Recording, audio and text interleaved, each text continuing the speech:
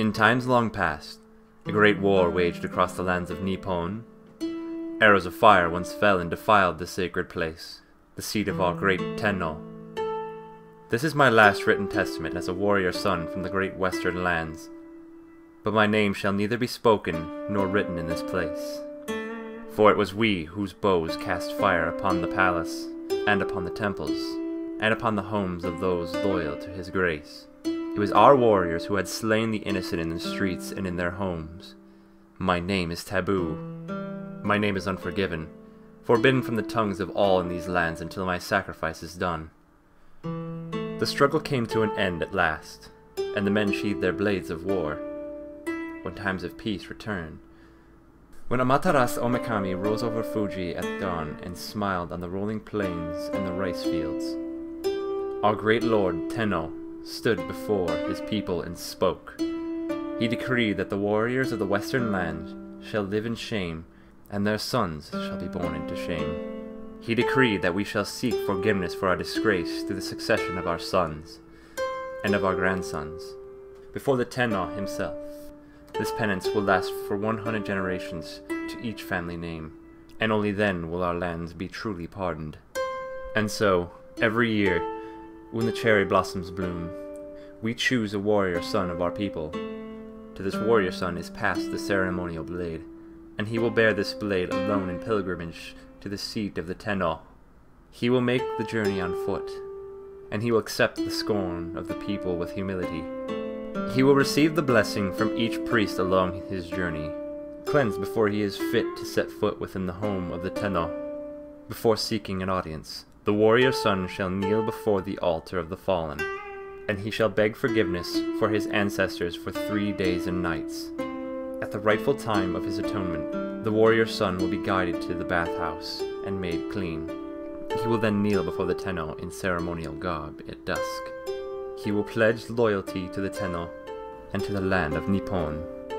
For himself, and on behalf of his ancestors, he will bare his abdomen, and with the ceremonial blade, he will perform the act of Seppuku. His name shall be spoken in forgiveness upon his death, and he shall be counted among the honorable one. His body will be cremated, his soul cleansed in the purifying flames, and his ashes will be hand-delivered to the coast of his homeland and put to rest in its waters.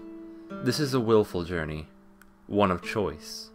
Should the warrior son choose to make the sacrifice, he will be honored among his family, and by the decree of the Tenno. Should he reject the sacrifice, he will be cast out from his family and exiled from his homeland forever. The choice is his own.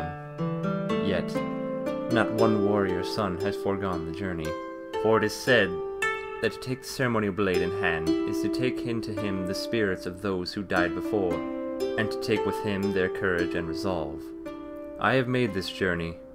I now take upon my shoulders the burden of shame in my family honor, guided by the proud spirits of my forefathers.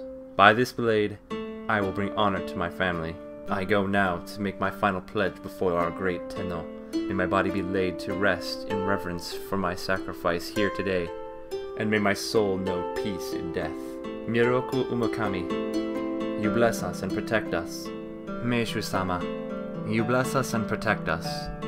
For explanations of our souls, and the fulfillment of your will. These were the final words of a nameless son in the western lands. The duty of delivering the ashen remains of sacrificial sons has fallen to the Hamazaka clan since the end of that war, since shame fell upon them.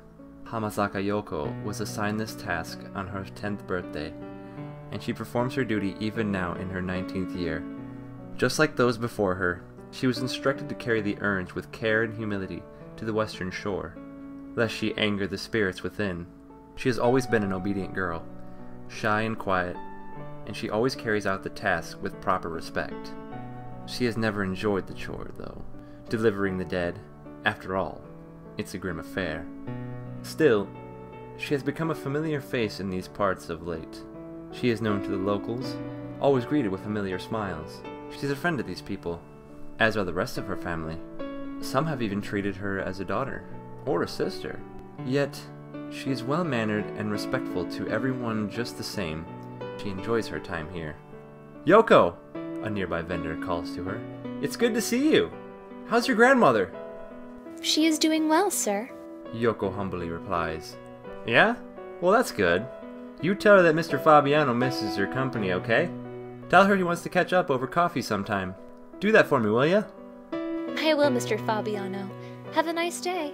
Yoko smiles warm-heartedly and heads for the bus stop. She takes the number 42 eastbound onto Queen Liliuokalani Freeway. The sunset over Oahu is always beautiful this time of year, and it makes the trip much more pleasant. The bus exits on Halawa Dairy Road. Yoko stop. She walks the rest of the way to Hamasaka Pottery and Antiques on Iwaiwa Street. As she steps through the door and the bell jingles overhead, she wonders how many people will go missing before people catch on. How many lives will be lost to this curse. The Hamasaka family has been discreet all these years, so it may be a long time yet. Hundreds of urns have been emptied into the waters of Pearl Harbor by now, and she expects hundreds more will follow. Revenge is an insatiable thing. Yoko, her grandmother beckons from behind the cash register. You can go home for the night, dear. Before you do, would you mind cleaning out the kiln again? I have another pot ready for firing. Yes, grandmother. Yoko replies, bowing her head. Such a sweet girl. The elderly woman returns her attention to the customer before her. So, you say that you're a collector of Japanese antiques. I have a fine piece that may interest you. This ceremonial blade has been handed down for generations to many noble samurai. It is authentic, I assure you. Feel the quality of its grip. You'll see for yourself.